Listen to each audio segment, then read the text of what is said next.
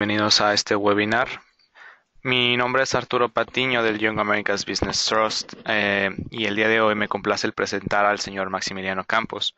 quien será nuestro ponente de esta presentación.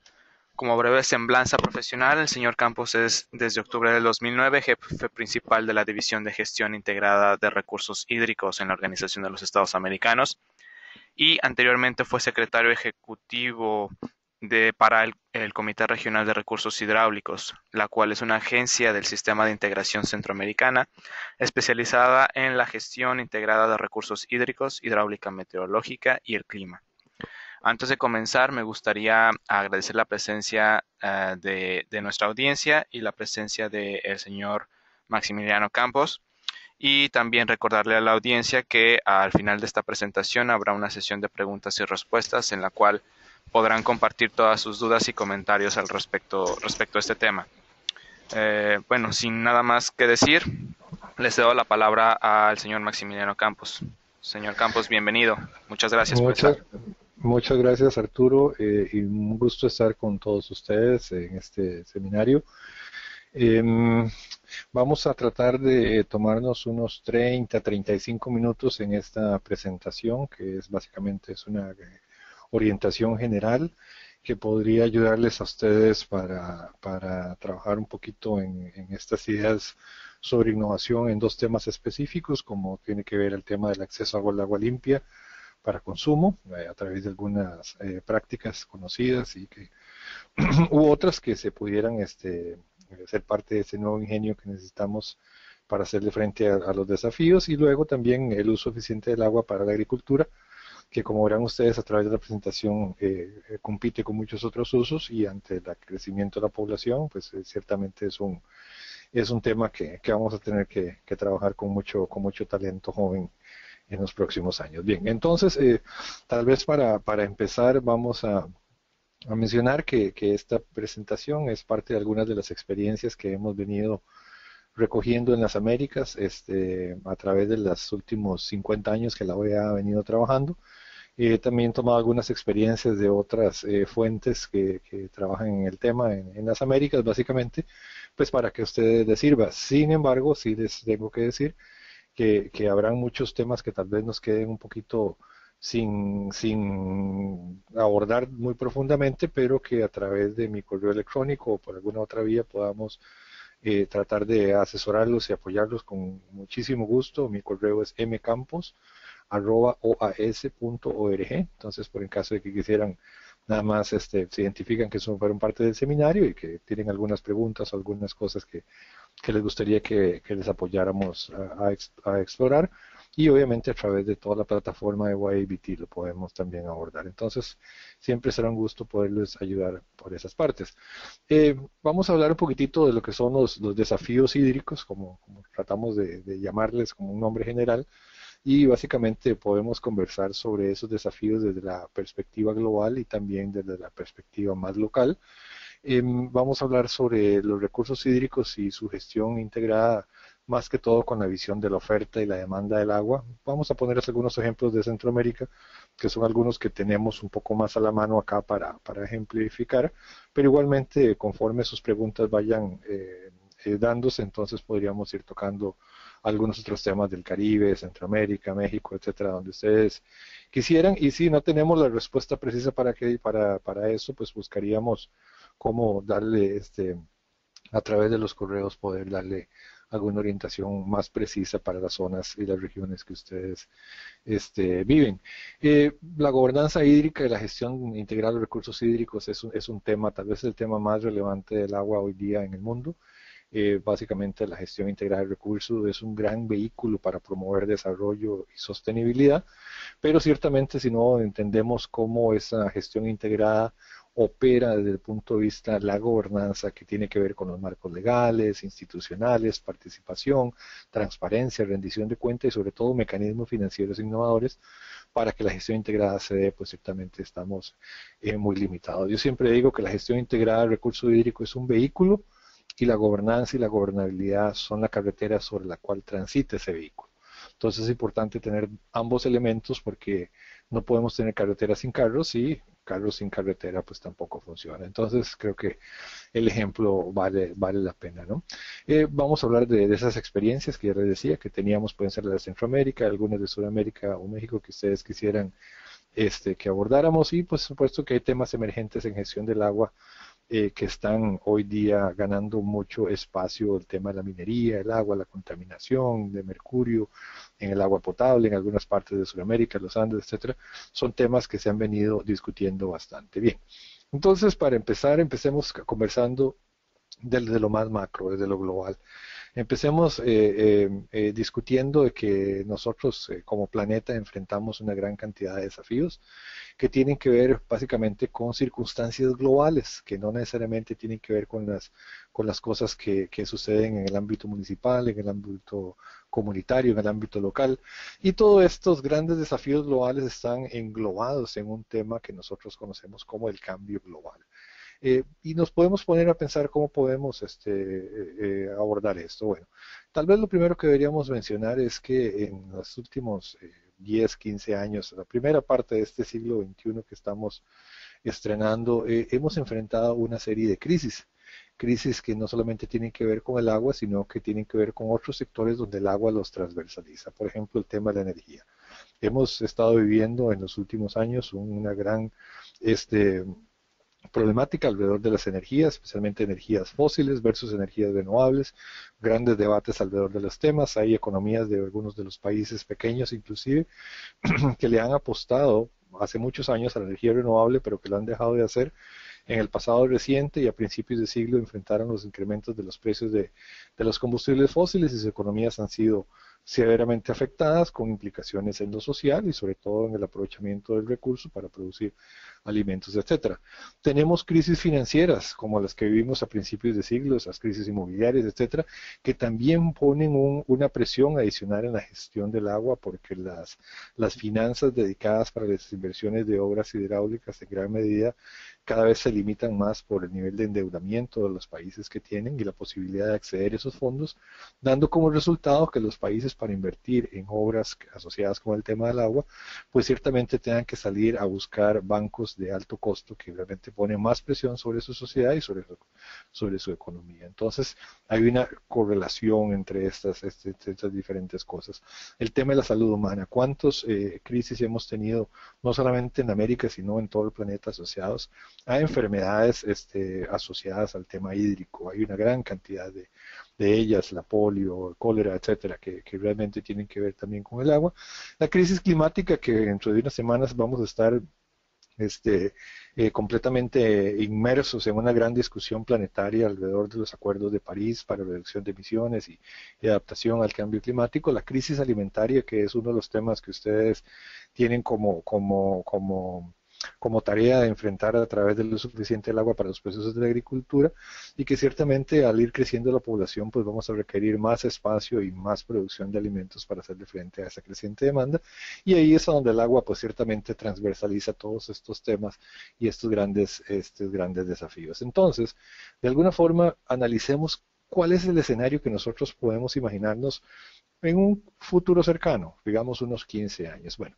empecemos por la parte económica. Hablamos de las crisis económicas, etcétera, y vemos que ciertamente la economía del planeta, las proyecciones indican que va a continuar creciendo, y por ejemplo dentro de unos 15 años el crecimiento económico va a ser,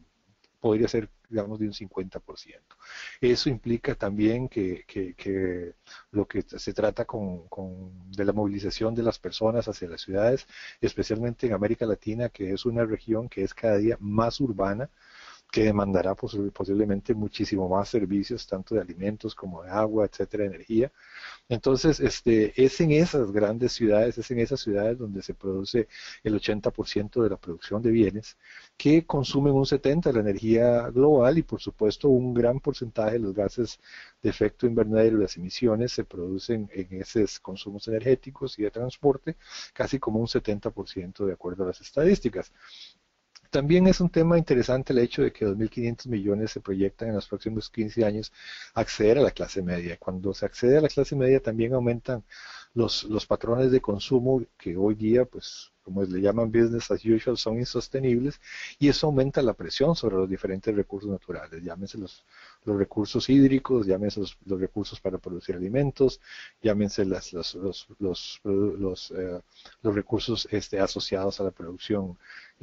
asociados con la extracción y cuestiones de este tipo, ¿no? Y obviamente todo esto puede generar un aumento potencial en lo que es la conflictividad, particularmente en aquellos recursos que se encuentran en transfronteras, en vista de que tenemos pocos acuerdos transfronterizos que ciertamente nos ayuden a abordar el tema del uso compartido de los recursos naturales. Entonces, ese consumo excesivo de recursos naturales también tiene un efecto en los ecosistemas que brindan una gran cantidad de servicios a los seres humanos, a las personas. Todavía tenemos millones de personas sin acceso a los servicios de agua potable y de electricidad, particularmente que sean adquisibles, ¿verdad? Tenemos la presión sobre los sistemas, los ecosistemas que yo les he mencionado que aumentan exponencialmente, y pues ciertamente los gobiernos y las sociedades no van a poder frente a una serie de impactos que son causados por una gran cantidad de desastres naturales, muchos de ellos en un porcentaje altísimo asociados al agua. Menciono el caso de Centroamérica, lo veremos más adelante, donde más o menos el 80% de los desastres están asociados a los recursos hídricos, al agua básicamente, ¿verdad? Y obviamente eso aumenta la presión en los sistemas de gobierno, llámese gobiernos centrales, gobiernos federales, gobiernos comunitarios, gobiernos locales, etcétera. Entonces, porque siempre existe la tendencia en muchos de nuestros países de que todo lo tiene que solucionar el gobierno, y es ahí donde la gobernanza y la gobernabilidad tienen una oportunidad interesante. Pero antes de saltar a esto, pensemos que esos desafíos globales se componen al final de cuentas de una gran cantidad de desafíos locales, regionales, hemisféricos y que al final de cuentas son globales. El mejor ejemplo es el calentamiento global, que parte de nuestras dinámicas locales y que tienen una incidencia en lo global. Entonces, cada acción que se hace, en el caso de la deforestación, en el caso de la utilización de los combustibles fósiles, tanto para producir energía como para transporte masivo en las grandes ciudades particularmente, y la gran cantidad de gases que se emiten desde lo local, pues ciertamente tienen una implicación global en el calentamiento atmosférico y su asociado cambio climático y los impactos que ya todos ustedes han escuchado. Pero uno de los factores que también nos determinan desde lo global y que yo le llamo un determinante fundamental, es el asociado a la población del planeta. Y es un hecho de que es un tema un poco tabú, donde muchos no quieren abordarlo con tanta determinación, pero que si bien es cierto, es un determinante fundamental, porque entre más seamos, más bienes y servicios vamos a demandar, más recursos y por lo tanto más presión sobre toda la naturaleza, y obviamente hay que hacerle frente a esa situación. Entonces, no es nuestra tarea conversar sobre cómo reducir o cómo controlar el crecimiento tan desmedido de la población, pero ciertamente es importante tenerlo en cuenta como un gran determinante. En el caso de la población del mundo, cómo ésta crece y cómo se asocia por continente en relación al agua, este es un esquema bastante interesante porque nos pone de manifiesto cómo ciertamente nuestro hemisferio, nuestro continente americano, ciertamente todavía está en un balance muy positivo entre la cantidad de gentes que tenemos versus la cantidad de agua que tenemos, comparado con otros continentes como Europa, que únicamente tiene una relación de 8% contra un 13% de población. Otro continente también en severo estrés es África y Asia también. Entonces, como quiera que sea, hay una relación directa entre lo que es la disponibilidad hídrica versus la población mundial, y la América sigue siendo la tierra de las oportunidades en cuanto al agua, porque su disponibilidad es bastante mayor y su extracción no es tan grande como para hacer frente a esa disponibilidad que nosotros tenemos. Un tema que es bastante interesante de abordar cuando empezamos a pensar en cuál es el espacio o cuáles las formas de ser suficiente agua para la agricultura, que tenemos que considerar es con quién competirían sectores como la agricultura o el agua potable por los recursos del futuro. Y este es un ejemplo importante que hace algunos años se ha venido desarrollando bajo el tema de Nexus Agua y Energía. Es un tema bastante emergente, diría yo, y que tiene que ver un poco con ese aumento de la población. Aquí hay un par de escenarios de la literatura a través de las estadísticas del Banco Mundial, que nos muestran que si para el año 2035 las condiciones de crecimiento económico y poblacional se mantienen, vamos a alcanzar más o menos unos 8 millones, para el 2050 unos 9 billones de personas, de habitantes en el planeta, y obviamente que para hacerle frente a ese crecimiento de la población desde el punto de vista energético, para el año 2035, con esos 8 billones, pues necesitamos incrementar el consumo se va a incrementar aproximadamente en un 35%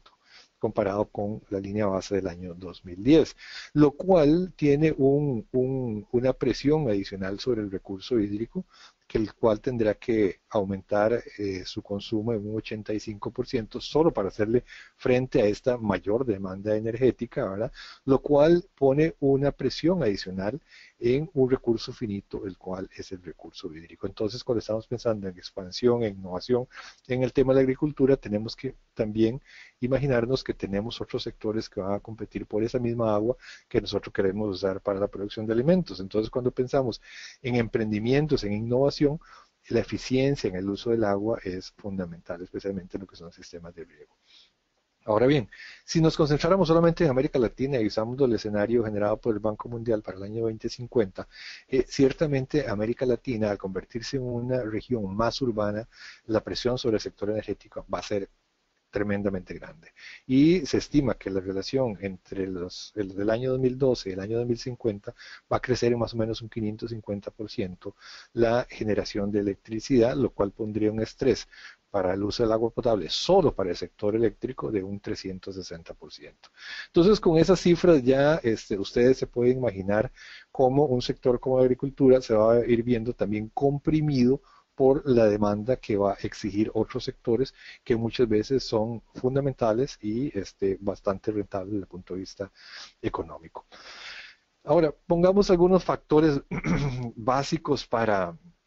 entender con qué contamos en las Américas. Les he dicho, bueno, que tenemos una región privilegiada con mucha agua, ¿verdad? Tenemos más o menos 25.000 kilómetros cúbicos por año y una extracción bastante reducida para uso doméstico, industrial y agrícola principalmente, de un 3%. Entonces, todos ustedes dirían, bueno, chao, es suficiente, con eso tenemos, porque con eso sabemos que tenemos tanta agua y una extracción tan pequeña que ciertamente no vamos a tener ningún problema. La realidad no es esa y pronto vamos a ver por qué. Primero, entendamos también que si nos restringimos un poco nuestro escenario al área de América Latina y el Caribe, somos una región donde la tercera parte de los recursos renovables del mundo existen, es apenas un 15% del territorio global, es un porcentaje que no alcanza en el 10% de la población mundial y donde recibe más o menos el 30% de la lluvia de todo el planeta, lo cual, vean ustedes que sigue siendo un hemisferio, aunque por sus regiones también visto, sumamente privilegiado. Y esta es un poquito la distribución desde el punto de vista global para que ustedes puedan tomar en consideración Sudamérica, Norteamérica, y en Sudamérica está incluido el Caribe con Centroamérica, comparado con algunas otras regiones del mundo que ciertamente son tremendamente insuficientes en el tema hídrico. Pero bien, ¿dónde empiezan a complicarse el panorama y el escenario para nosotros, para las diferentes aplicaciones, ya sea para agua potable, para consumo humano o para los procesos de la agricultura? Tenemos que entender que la distribución del agua en nuestro continente es bastante desigual, es muy heterogénea y esa disponibilidad está también sujeta a la presión de las industrias extractivas para la producción de alimentos de los sectores agrícolas. Tenemos gran cantidad de deforestación y la destrucción de muchas de nuestras cuencas que nos sirven de captación y recarga, especialmente para los acuíferos que son de alguna forma la gran reserva hídrica de nuestro hemisferio. Entonces, desde ese punto de vista, pues es importante tomar en cuenta que a pesar de que tenemos mucha agua, las presiones sobre recursos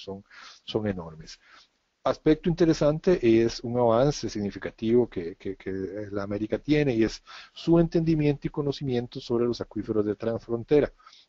tenemos más o menos unos 74 acuíferos entre las fronteras de nuestros países, pero ciertamente una de las limitaciones que nosotros tenemos en cuanto al potencial uso de los acuíferos para hacerle frente a la demanda creciente es que no tenemos acuerdos transfronterizos. Las leyes de recursos hídricos o leyes asociadas, la institucionalidad y las inversiones que se hacen y la participación de nuestra sociedad y transparencia, que es la gobernanza nuevamente, se limita mucho a los territorios puramente nacionales. No tenemos muchos acuerdos más que unos pocos como los de las Cuenca del Plata, el acuífero Guaraní, etcétera, donde se incorporan ya protección, conservación y uso sostenible de los recursos que comparten subterráneos, ¿verdad? Que son los acuíferos,